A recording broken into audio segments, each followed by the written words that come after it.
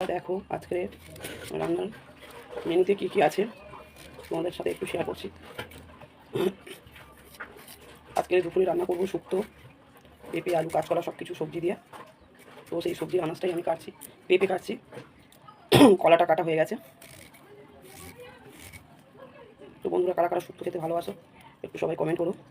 আমার তো খুব ভালো লাগে, তোমরা কারা কারা পছন্দ করো একটু কমেন্ট করে বলবে। হ্যাঁ, তো সাথে আরও অনেক কিছু আছে, অত কিছু তো আর দেখানো সম্ভব নয়। তো বন্ধুরা, পেঁপে কাটা হয়ে গেছে, কাঁচকলা কাটা হয়ে গেছে, আলু উঠছে, সব কাটা হয়ে গেছে। এবার বটবটিটা কেটে দিচ্ছি, উচ্ছেও কাটা হয়ে গেছে। মোটামুটি সব রকম সবজি দিয়েই আমি আজ শুক্তোটা রান্না করবো। আমি বেগুনটা দিচ্ছি না বন্ধুরা, কেননা বেগুনে আমাদের অ্যালার্জি আছে। বেগুনটা কোনো তরকারি আমরা খেতে পারি না, বেগুন খেলেই আমাদের অ্যালার্জি হয়ে যায়। তো বেগুন ছাড়া মোটামুটি সব রকম। তো বন্ধুরাই দেখো, আমার সব রকম সবজিটা কেটে রেডি করে নিয়েছি। শুক্তোর যে সবজিটা, এই কাঁচকলা, এই পেঁপে, এই উচ্ছে, আলু, বটবটি, ঢেঁড়স, মোটামুটি সব রকম সবজি আমার কাটা রেডি হয়ে গেছে। তো পরে আবার কি সবজি করবো সেটা কেটে দেখাচ্ছি। তো এবার আমি পটল ভাজার জন্য পটলটা কেটে নিচ্ছি। পটলটা আমাদের বাড়িতে ভাজাটা খেতে সবাই খুব পছন্দ করে। অন্য কিছু তরকারি না খেলেও বা পটল তরকারি অত পছন্দ করে না, কিন্তু ভাজাটা সবাই খুব ভালোবাসে। তাই জন্য সবসময় ভাজাটাই আমাদের বাড়িতে বেশিরভাগ করা হয়। তো দেখো, পটলটা আমার কাটা হয়ে গেছে। তো বন্ধুরা, ঢেঁড়স আলু তরকারি করবো পেঁয়াজ দিয়ে। তো আমি ঢেঁড়সের আলুটা কেটে নিচ্ছি। ঢেঁড়সটা আমাদের বাড়ির মধ্যে আমার ছোটো ছোটো তো একদমই খেতে চায় না, আমার খুব পছন্দের খাবার, আমি খুব ভালোবাসি ঢেঁড়সটা খেতে। মোটামুটি ঢেঁড়সের যাই তরকারি হোক না কেন আমার খুব ভালো লাগে। তো আলুটা আমার কাটা শেষ হয়ে গেল, তো আমি ঢেঁড়সটা কাটবো। এই যে ঢেঁড়স খুবই ভালো লাগে আমার খেতে, সিদ্ধ থেকে, তরকারি থেকে, ভাজাটা আমার ভালো লাগে। মোটামুটি ঝাল হবে আমার ঢেঁড়স দিয়ে আমার খুবই ভালো লাগে। তো বন্ধুরা, তোমাদের কার কার ঢেঁড়স পছন্দ বলো। তো বন্ধুরা দেখো, আমার সব রেডি হয়ে গেছে রান্না জোগাড়। এই যে মাছ রয়েছে 3 রকম, দেখতেই পাচ্ছ 3 রকম মাছ রয়েছে। বাটা মাছ আছে, এদিকে সাইডের মাছ আছে, আর এদিকে ট্যাংরা মাছ আছে। মোট 3 রকম মাছ রয়েছে। আর এই সব সবজি আমি কেটে রেডি করে নিচ্ছি, ঢেঁড়স, আলু, এই ভাজার পটল, মোটামুটি আমার সব সবজি কাটা রেডি, দেখতেই পাচ্ছ। এদিকেও সব রেডি মোটামুটি। তো এবার আমি তরকারিগুলো বসাবো।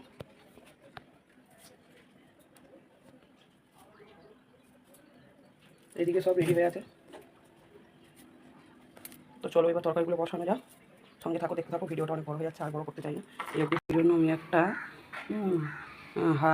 5 রকম সবজি দিয়ে, আর এই বাটা মাছ দেখতেই পাচ্ছ বন্ধুরা, বাটা মাছ, এই মাছ দিয়ে, আর এই মানে পেঁপে, কাঁচকলা, আলু, আর এই কলমি শাক সাথে দিয়ে পাতলা মাছের, জ্যান্ত মাছের ঝোল করে দেবো। তো চলো বন্ধুরা, দেখানো যাক তাহলে আমি কিভাবে এই জ্যান্ত মাছে পাঁচমিশালি সবজি দিয়ে তরকারিটা করছি, সেটাই তোমাদের সাথে শেয়ার করব। তো চলো দেখা যাক। তো মাছগুলো আগে তেলের উপরে ভেজে নিই। তো তেলটা আমার গরম হয়ে গেছে, ধোঁয়া বেরোচ্ছে। এবার আমি মাছগুলো দিয়ে দেবো একে একে।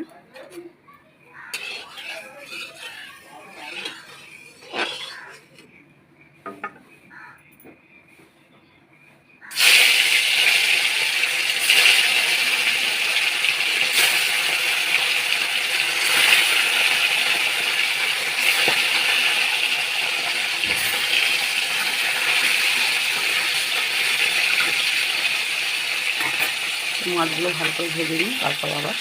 তো মাছের এক পিস লাল লাল করে ভাজা হয়ে গেছে, আর এক পিস আমি উল্টে দিয়েছি, আর কিছুক্ষণ পরে নামিয়ে নেব। বন্ধুরা, মাছগুলো আমার ভাজা হয়ে গেছে, এই যে আমি তুলে নিয়েছি।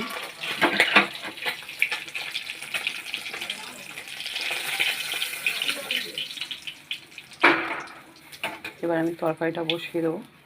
তো তেলটা আমার খুব গরম হয়ে গেছে, তেজপাতা দিয়ে দিলাম, আর জিরে ফোড়ন দিয়ে দিলাম,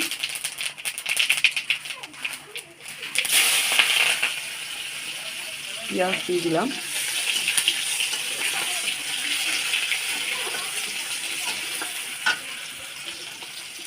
পেঁয়াজটা আমার ভাজা ভাজা হয়ে গেছে বন্ধুরা। এবার আমি সবজিগুলো দিয়ে দিলাম।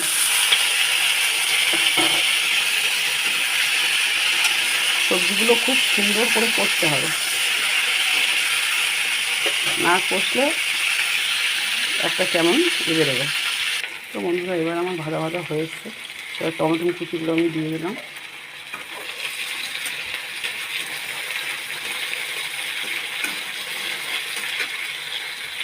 তো এবার হলুদ গুঁড়োটাও দিয়ে দিলাম। লবণটাও দিয়ে দিলাম। তো এবার কলমি শাকগুলো দিয়ে দেবো।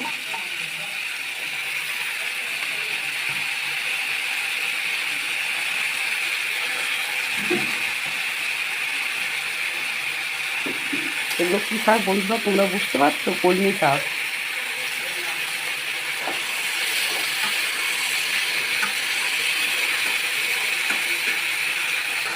তো বন্ধুরা দেখো শাকগুলো দিয়ে সুন্দর করে নাড়াচাড়া করতে শাকগুলো কি সুন্দর মসৃণ হয়ে গেছে।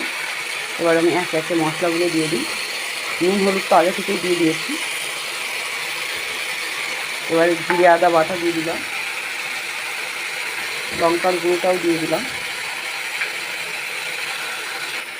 এবার একটু ধনের গুঁড়োও দিয়ে দিলাম। তো বন্ধুরা কষা শেষ হয়ে গেছে, আমার মনে ছিল না কষাটা দেখিয়ে জলটা দেওয়ানোর কথা। তো যাই হোক, জলটা আমি ঢেলে দিয়েছি কষে ভালো করে নিয়ে। তো বন্ধুরা দেখো আমার ঝোলটা টকবক করে ফুটছে। এবার আমি মাছগুলো দিয়ে দিলাম।